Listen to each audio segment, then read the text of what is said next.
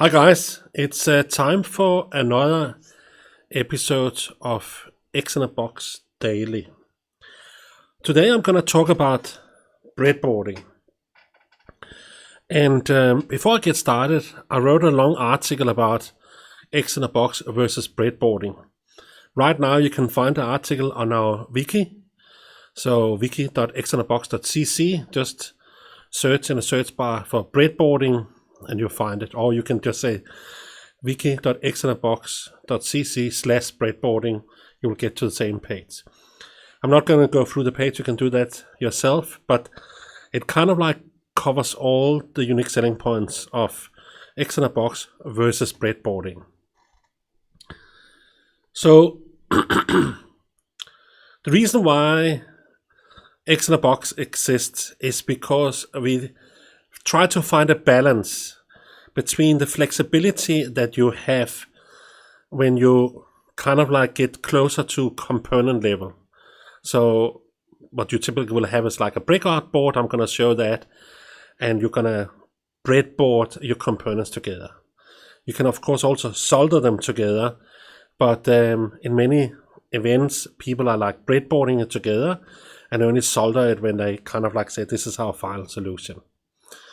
And typical suppliers of components that can be used for breadboarding is like Adafruit and SparkFun. On the other side of the scale, we have those products that makes it very easy to build technology. They give accessibility. So that's like SamLabs, it's Littlebits, it's Lego, these kind of guys.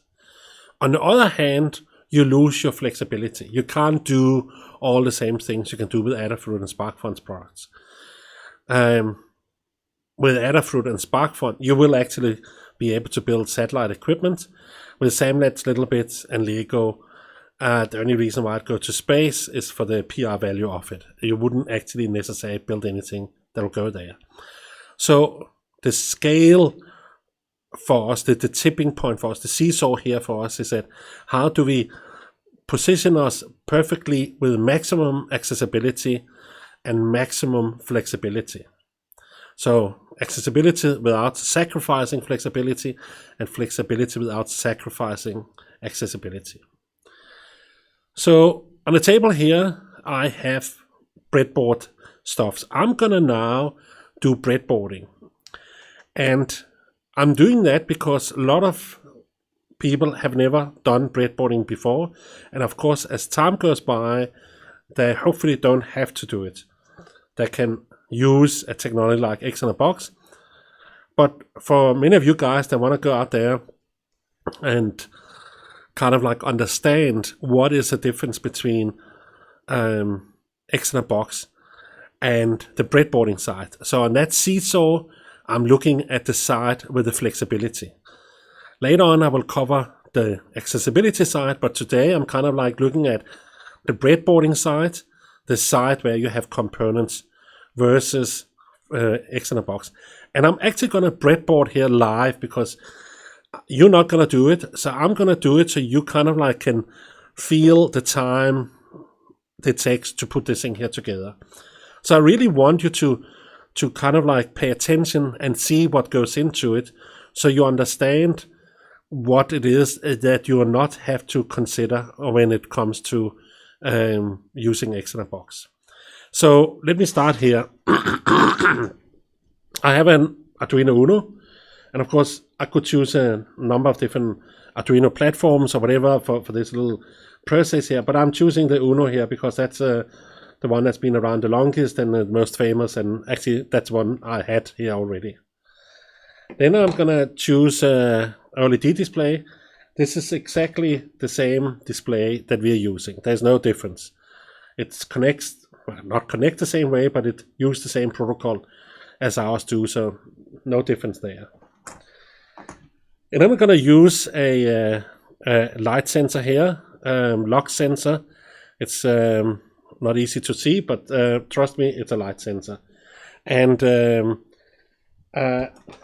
that you can compare to the one side of the SLR1 that do the light sensing. And of course, for our Uno here, we should use the CC01, but in this case here, I'm using the CS11. So it's both kind of like Arduino compatible. Okay, then I have a lot of wires. I have like some other components I need to use. Before I get it going with that, I just want to show you how stuff comes when you want to breadboard it. So for example, here is one. So let me open that. So this is how one supplier delivered, and it's a very typical one. You get like your component and you get the pins here. And that's of course because you might want to solder that straight into another circuit. In any case, it's not breadboard ready. You have to now put that in and you have to solder that. If you don't solder it, it will fall apart. So if you don't solder it, there might not be equal connection on all pins. So you have to solder that part together. Now what's interesting is this is exactly the same as our BR1, which I had somewhere. So sorry, SW1, this is the BME 280. So this is the same as our SW1. So obviously I can't find it now, but you can look it up. So I'll put that aside. I have another component here just to show it. And the purple one is, I don't know what the supply is. Here's another one, but you can see same standard. This is actually another light sensor, light intensity sensor they call it. And yeah, you still, it's like a little bit bigger PCB. You still have to breadboard it, okay? So you still have to solder these pins in. So if I look at these two here, you know, the one here have 6 pins. This has 5 pins.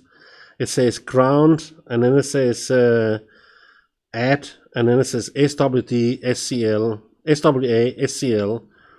On this one here, I have something called STD, CSB, and then I have SDA, SCL. So I have in this one here, I have the ground in the one end down here, and on this one here I have the ground between SCL and VCC. So if I made a breadboard and I had these two sensors, I want to try the one and the other, I have to change the wires because where the position is of these different things are not the same. Okay.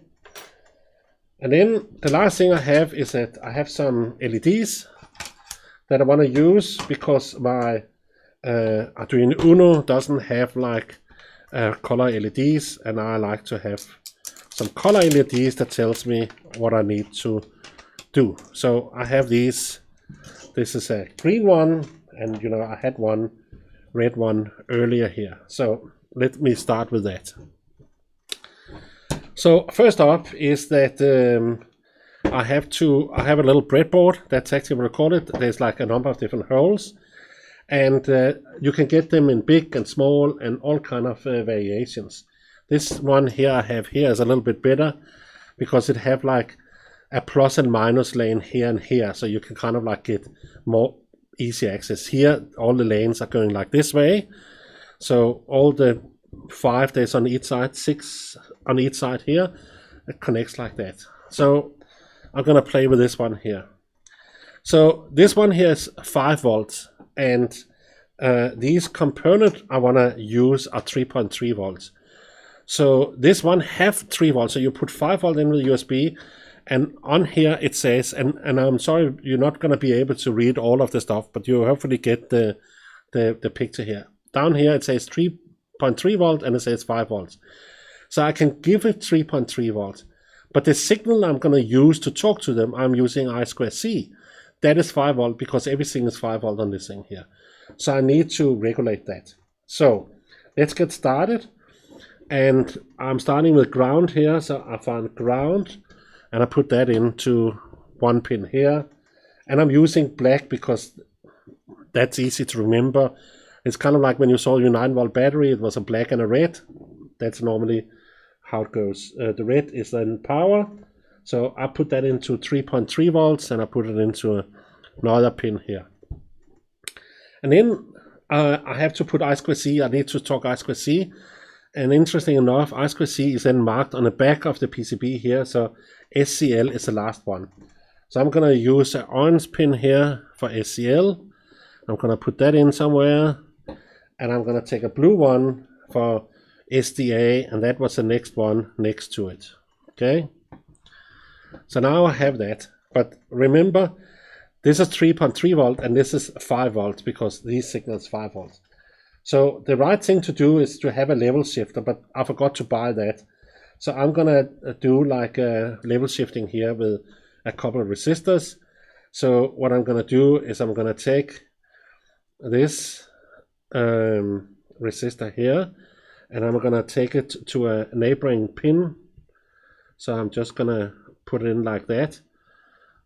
Okay, and then this one here I have to go to ground. I'm just putting it across here, and then I'm gonna take a ground cable over there. Okay, so like that.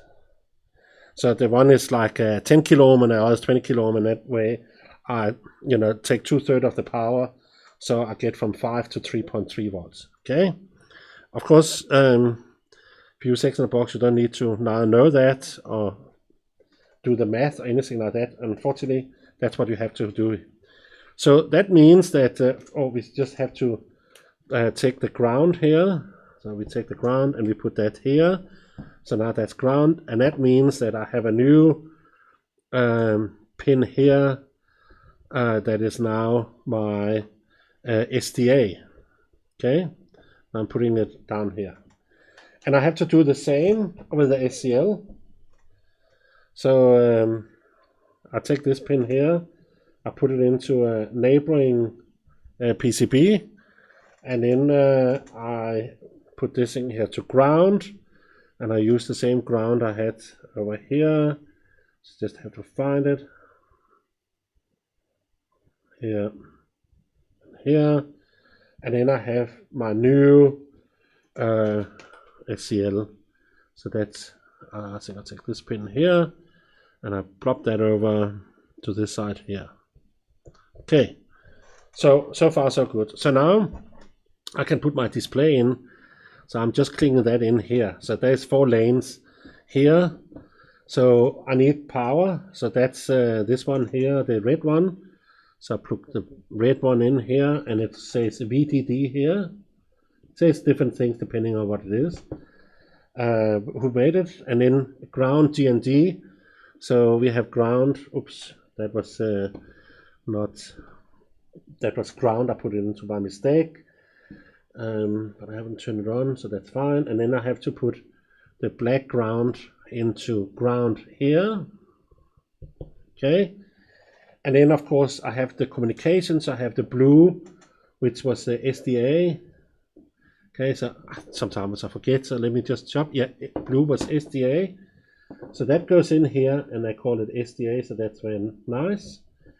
And then, I know it's I2C, and there's one pin left. They call it SCK, which is actually in a SPI bus or SPI bus, you will call it SCK, and in a I2C, you normally call it SCL. So here it says SCL, so you just need to know that when they talk about SCL, that SCK here is wrong, but they call it that, and that's of course some of the issues you have when you play with this thing here. So now I connected that. And then of course I want a sensor, so I take and plug that in here, and then same procedure. Let's find some power, so ground, and I put that into ground over there, and power, they call that 3.3 volts here. The other called it VCC, but here it says 3VO or something like that. Close enough. So we put that in there. And then we have our SCL, and they call it SCL, so that's great. So we plug SCL in here. And then we have our SDA that is there. So now we can plug that SDA into here. So far so good, okay? So now we actually build this circuit here. Now let me just demonstrate how that is built when it comes to xChips. Okay, so here's the display, and here's a connector, can only go in one way. Here's the Arduino board. Okay, here's another connector, and here's the SCL, SL1, and that's it. Okay, so just remember, this is a time difference, you know, like a few seconds for this thing here versus like 10-15 minutes for this thing. And that's, of course, you know exactly what you have to do. I mean, there's like this one here, you don't need to know about level shifting, you don't need to understand that sometimes SCK and sometimes SCL, you don't have to understand a lot of stuff here, okay? Now, I just want to say that on this one here, they have an SD card on the back. So I also want to store the data on SD card. And I have like a SD card device here. Okay, so let me take that away for a second. And then I want to add the SD card. But the SD card here runs SPI or SPI, depending on who you are. So this is another bus. So instead of SCL and SDA, it runs MISO, MOSI, clock, and chip select. And of course, it still have power. And if I have to plug that in, then I have to plug that in to not I2C I have here, but the SPI there. Now, on our chip here, we have that on the back, okay? But if we have other stuff, the SPI, how do we handle it? Well, we have like this converter here. So we have like this IXO2, which have a converter chip that converts between SPI and I2C. And we put that on the device itself. So for example, our radio here, ILO3, that is actually SPI. So there's a radio here, that's SPI, and the converter sits there, and now it talks I2C. And that's the reason why we can just plug it in, because we've done that. We also done the level shifting, so whether it's 3.3 volt and all that kind of stuff is also done. Oh, and by the way, when you have multiple I2C connectors to your circuit, you have to actually pull them up. So you have to have two resistors going from SCL to VCC to 3 volts or 5 volts, and you have to have another to do the same. I'm not sure if the Arduino Uno have the pull-up resistors already. In the case of our stuff, we have the pull-up resistor, so you of course don't have to do that. If I want to connect this one here, well, then I have to plug it in, and I'm actually going to do it like this. Okay, and then I'm going around here, and then I have to find another set of wires. So some other colors. So I have gray, white, yellow, green here. So it's actually, and then of course I need power also. So I need 6 wires here. So if I go down the line with that, it's ground and ground over here. So we got that in. Oh, we have space for one more, and then I have to VCC, which is the next one, and that goes in here. Okay, now MISO. Okay, now it doesn't say where those ports are. So on I2C it says here on the back, but the SPI port here, it doesn't say where it is. I know for a fact that you have SPI here somehow, because you use that for in-circuit programming. Long story, but the real thing is that you have SPI here on some ports. So I actually looked it up front, so I know that that one goes into 12. So MISO goes into 12, and then MOSI goes in on one side, as far as I recall it's on this side, and clock goes in on the other side here, and then you can use any pin for chip select. That's something you put into your code, and then I'm just putting into the pin next to it. Okay, so how do you do it on XinaBox? Well, it's the same thing. So we already have the SD card here. So this thing here, you can hold in one hand, you can build it into a solid box, it doesn't take up a lot of space. This thing here, you better hold in 2 boxes, 2 hands. So the main thing that's a difference here is that because this thing here takes me, you know, a few seconds to put together, I can say to my students, you put it together in the beginning of your class when you have to program your experiments here, and then at the end of the class you take it apart and you give it back to me. You can't say that to a student that built this thing here, because it will take him half the class to build it, and maybe not half the class to take it apart again, but a certain amount of time to take it apart again. And then next class he have to build the whole thing again. Otherwise, he can't continue with his project.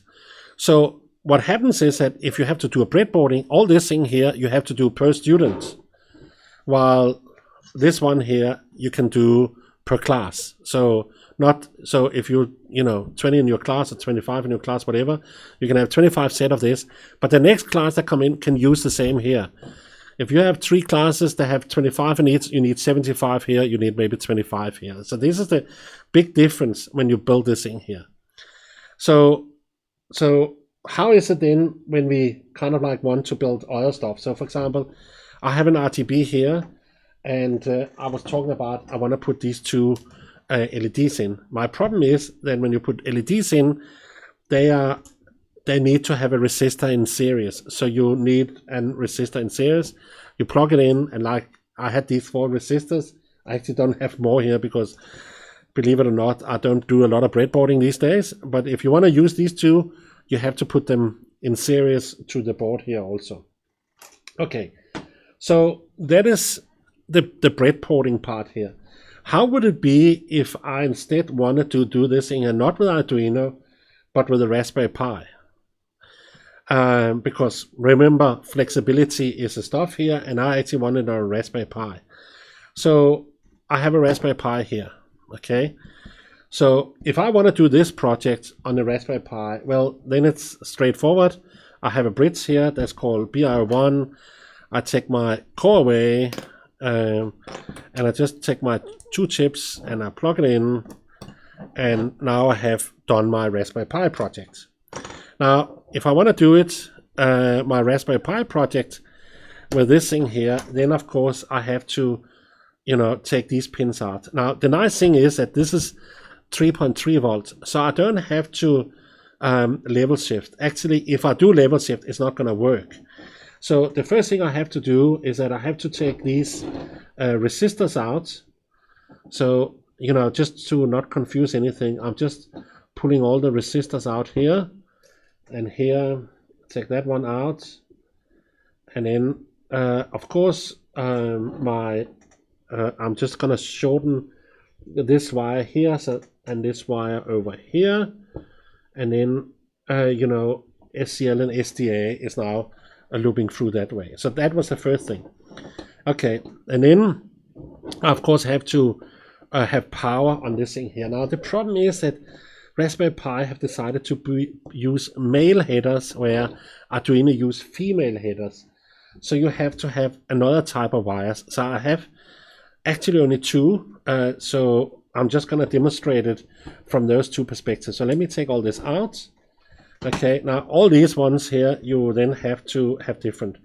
But I can actually use, what I'm going to do is I'm going to take the red one out here. And that's power, and I don't have a red one there, so that goes in there. And now you need to know what is power on this. Now on the Arduino here, it actually tells you 3.3 volt and all that stuff. On a Raspberry Pi, you don't know, so you have to look it up on the internet, and you have to make sure you're holding the board correct. If you hold it like this, and you're reading something where it was like that, well, if you hold it like that, then you will have in this case here, the 3.3 volt is down there and the ground is close to here. If you hold it there, it's of course in that end. But if you read the schema and you think you plug it in there, you're sadly mistaken. So in this case here, I was plugging that in to 3.3 volts. I know that's there. And I have power, and I plug that in here. And I find another pin for it, so I can plug it in there. Okay, and of course I have to do that with all the other pins.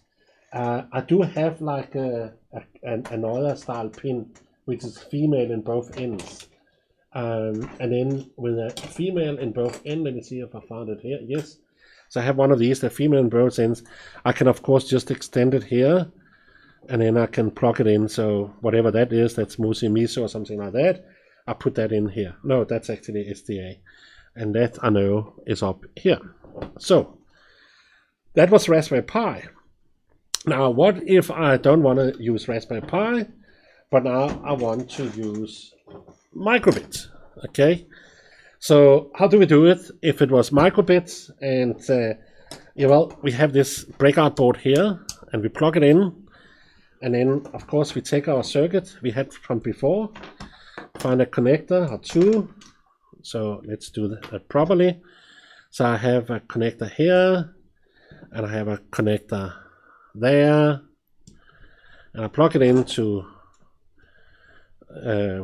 my breakout board here for the and that's a we call it interface because it have a SD card on it also. So with our stuff here, there's no SD card on this, but there's an SD card on our IM1, and because of that we can use that. On a Raspberry Pi we don't do the SD card because there's already SD card on it, so there are already a lot of space available there. So here we have a SD card here, so now we've done the same thing. If I then want to use that on my other devices here, well, first of all, it doesn't say anything on these pins, and second of all, they're not like headers. They're not like what we call 2.54 millimeter headers. So on the Raspberry Pi here, there's 2.54 millimeter between them, and the same here. And the reason why 2.54 millimeter is because that's a tenth of an inch. So 0.1 inch is 2.54 millimeter. So the American won that game, even though that this is Italian. So here I can't remember what the pitch is, but in any case, I mean, you can't hold all the pins to down to this thing here. So, and you have to use the right pins for I2C and SPI. So in the case with this thing here, you have to go out and get yourself a breakout board, and you will get a breakout board to that. So this is not impossible to get. There's plenty of breakout boards, and then you have that gives you like headers similar to hopefully the female header here, and you connect it to this one here. But you need the breakout board. You can't use it as it is here. So that's the circuit. So now you have like an idea about why from a XinaBox part we kind of like say, well, we want to allow you to build the same thing you would have done if you bought the stuff from Adafruit and SparkFun. The same thing, the same displays, the sensors, SD card, whatever it is, and we have it here. Well, the big difference is that you can actually mix and match. You can buy some sensors from Adafruit, some from SparkFun. You can, get something from another place, or you can build your own one. Well, that doesn't really matter for us because what you can do is that we have like a IX01, which I don't have here in the Surface. I think, it looks the same, and it takes and it breaks out the components, the pins. So if I do it like this and plug that in and put it into a breadboard, I now have access to all the different pins. Okay, so if I say, for example, this sensor here that I have here, that's a spatial sensor. XinaBox haven't made it. I need to use this one here. You can put it in, and you can then connect between the two here. So I'm using IX02, but what you want to use here is an IX01, and then you can breadboard. So just because we don't have all the sensors doesn't mean we don't have the flexibility where if you find like something you really want to use, then you can use that. So yes, here you can mix and match Adafruit and SparkFun, and if you find something cheap on AliExpress or whatever it is, but you can still do it here. You don't have to kind of like go down the difficult route all the way just because you want to use a specific sensor. You can just break it out with the IX02. So that is it. A little bit of a background in why it is like this. I suggest that you read this article here I wrote about breadboarding. As I said, I'm not going to go through it, but it really covers a lot of different elements, and it will cover more than I talked about here. So it will really explain this difference between flexibility and that side of the scale, where we kind of like have reached out to the flexibility side and still kept it quite accessible. As you can see, it doesn't take any time to put a circuit together. So we still have the accessibility, as you will have with SandMaps and Little Bits and Lego and things like that, and you still have the flexibility that you have with Adafruit and SparkFun. Hope you enjoyed it. I'll be here again tomorrow, so see you then. Thank you very much.